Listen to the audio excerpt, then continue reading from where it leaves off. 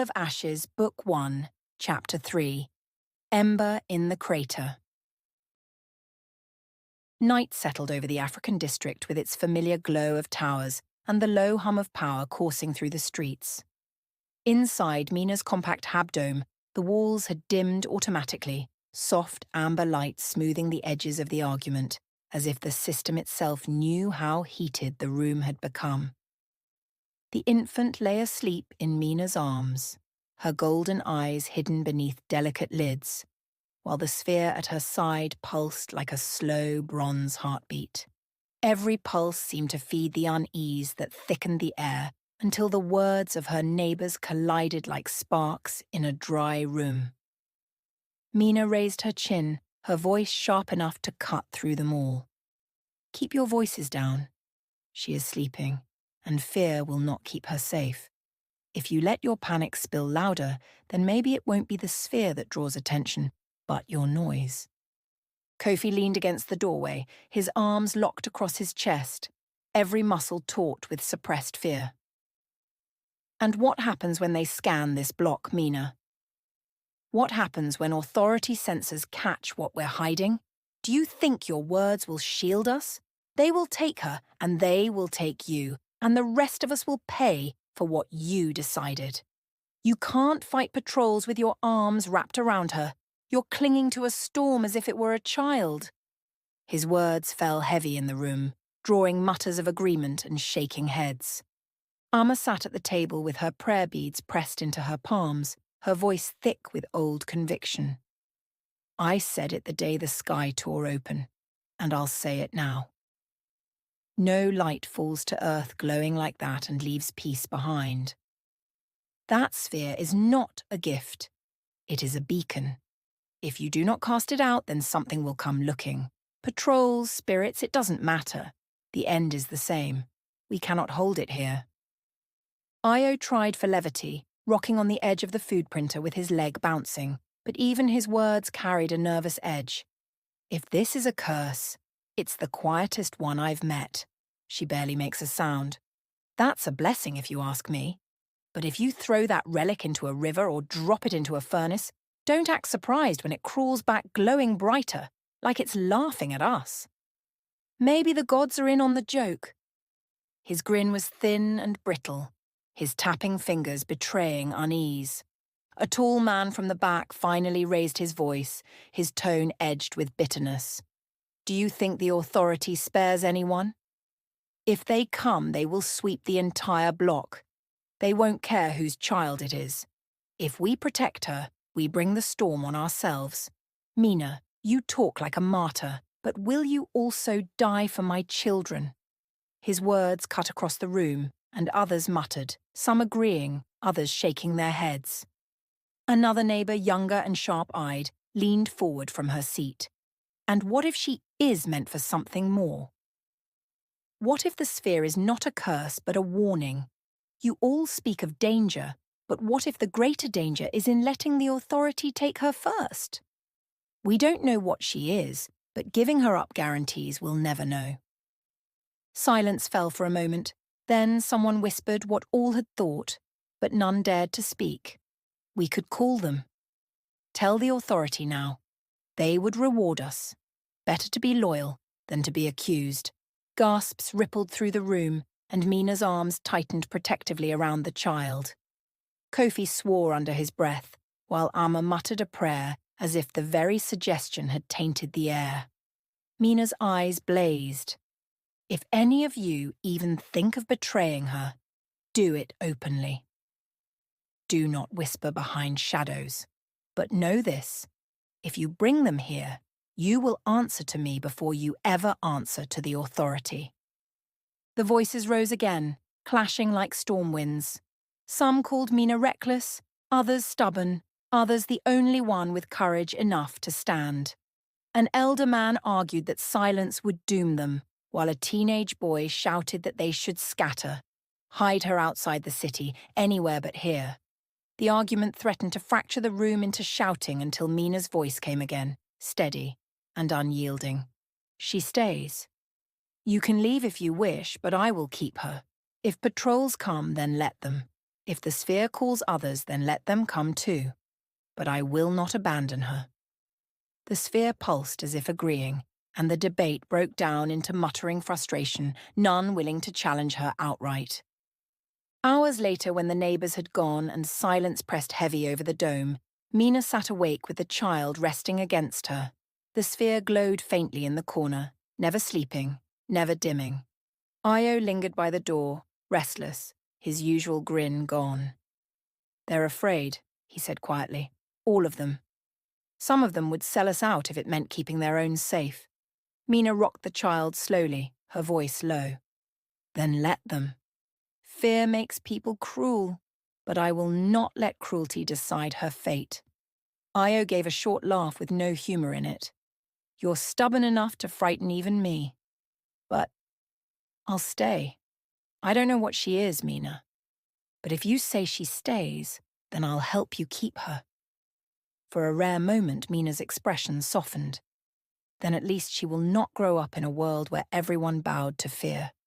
High above Earth, orbital station K9 tracked its endless path, its command deck bathed in pale light.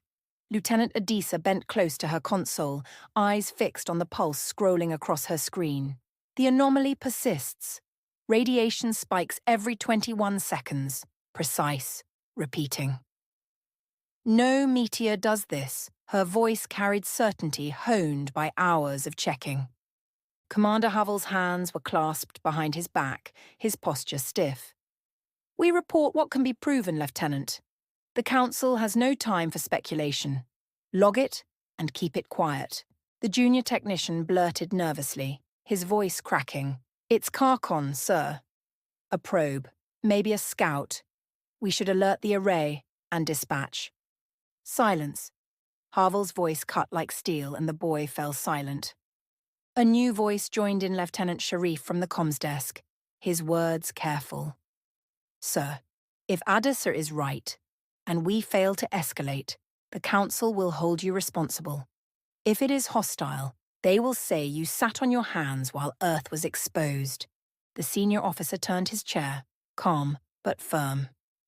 "No chatter across Kaarkon bands, no activity at the border. If this is them, they're darker than anything we've ever logged." Adisa's voice sharpened.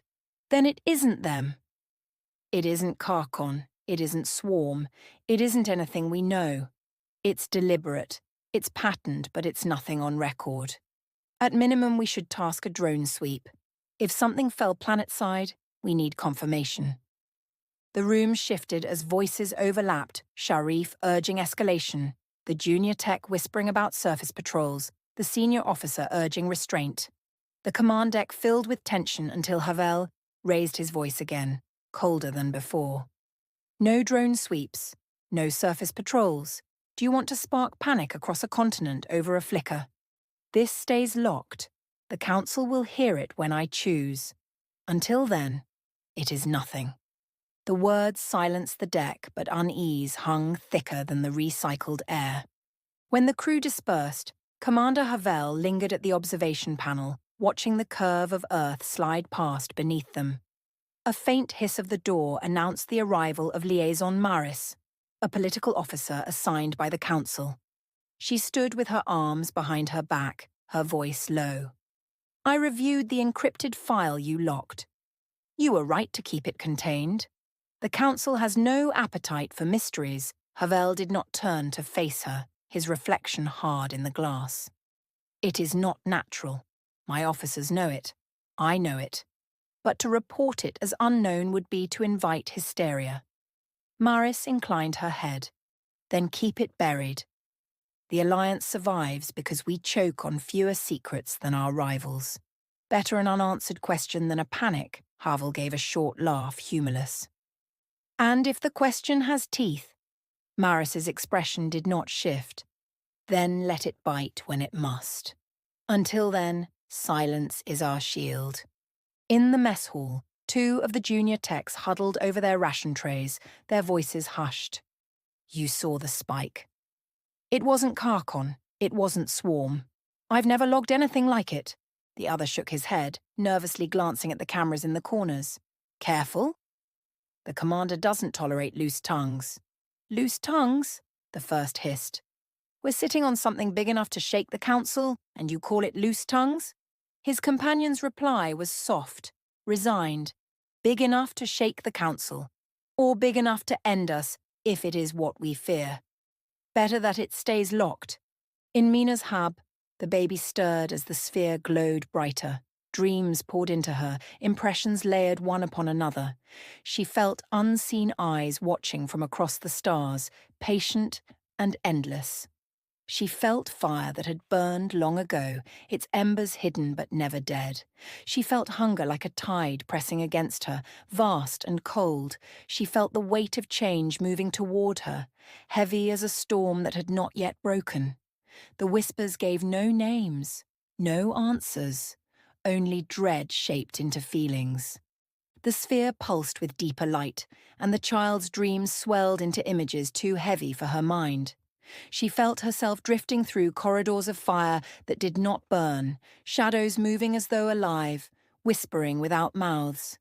She felt as if oceans of glass stretched under her, breaking with every breath, and through the cracks, eyes peered up from the dark, countless and patient.